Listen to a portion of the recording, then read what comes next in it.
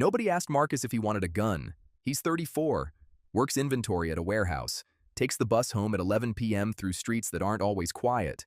He doesn't own a firearm, never wanted one, never thought about one. But last week, quietly, without any warning, the legal world around Marcus changed forever.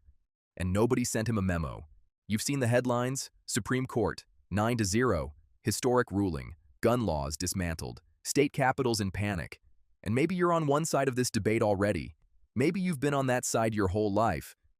But today, I'm not talking to the gun advocates. I'm not talking to the gun control crowd either. I'm talking to the 57%.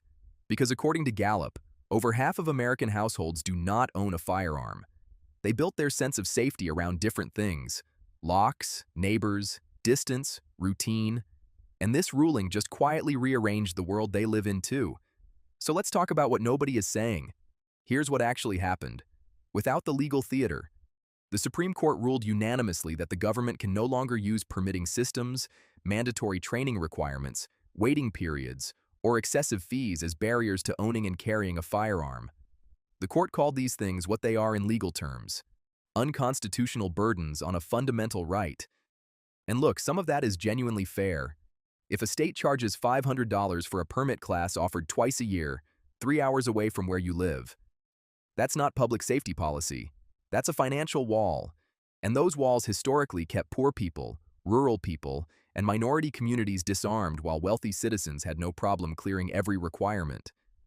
That's a real injustice, and the court addressed it. But here's what the ruling transferred. And this is the part no one is explaining clearly. It didn't eliminate danger. It transferred the management of danger from the government to the individual. The state used to be the gatekeeper. Now that responsibility sits entirely with the person holding the weapon. Their judgment, their training, their mental state on a given afternoon. That is a massive philosophical shift. Let me give you two real scenarios. In Scottsdale, Arizona, a retired teacher named Diane. She was always legally eligible to own a gun, but between the permit process, the class fees, the scheduling, she kept putting it off. Now she walks into a store on a Thursday afternoon. No waiting period, no mandatory class. She takes it home, puts it in her dresser drawer, and genuinely feels safer. That experience is real. It deserves to be taken seriously. Now picture this. In Bridgeport, Connecticut, a 19-year-old who recently aged out of the foster care system, no criminal record, no violent history, also legally eligible. He picks up a firearm the same week, no class required, no waiting period. He's not a dangerous person, but he's also never been taught what happens to your body when adrenaline hits and your hand is near a trigger. He's never been shown safe storage. He's never practiced de-escalation. Both of these people are now equally legal. The Constitution doesn't distinguish between them. And that's exactly the debate. Not in courtrooms. Here is the perspective that never makes it to the panel discussion. Emergency room nurses, school counselors in high-poverty districts, crisis negotiators.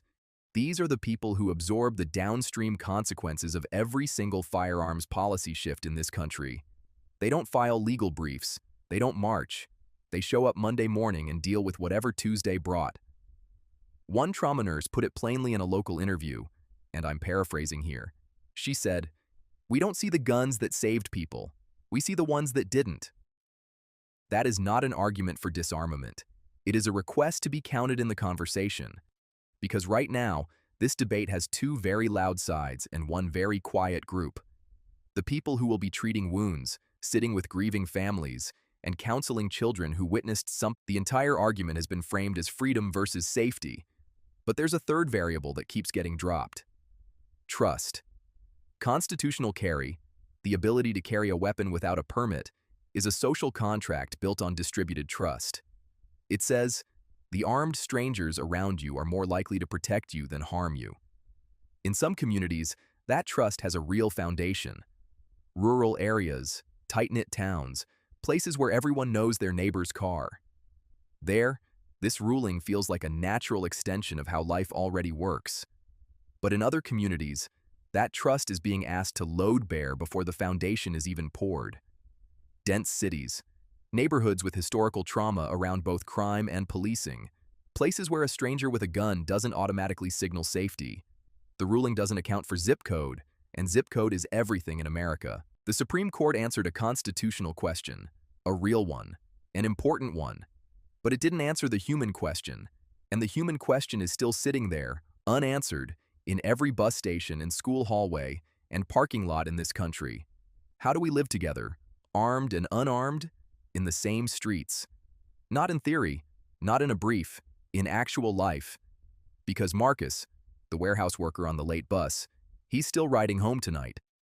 Nothing about his commute got safer or less safe in the last 24 hours on its own. What changed is who's responsible for what happens next. And that's worth every one of us sitting with. Not as a political team, but as neighbors. Share it with someone on the other side of this debate, not to argue, just to listen. I'm reading every comment below. Tell me, what did I miss? What does this feel like from where you live? I'll see you in the next one.